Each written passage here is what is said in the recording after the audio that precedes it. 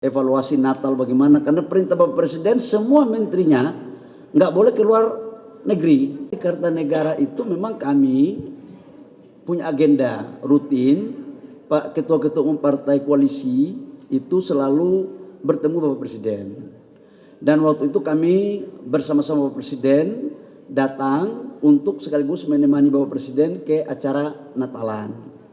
Tidak ada pembicaraan khusus, yang ada kita bicara tentang bagaimana tahun baru bisa berjalan baik, evaluasi Natal bagaimana, karena perintah Bapak Presiden semua menterinya nggak boleh keluar negeri terkecuali diperintah oleh Presiden.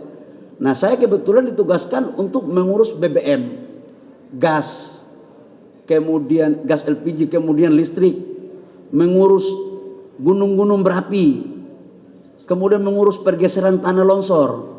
Jadi ya kita laporkan pekerjaan yang diperintahkan oleh Bapak Presiden.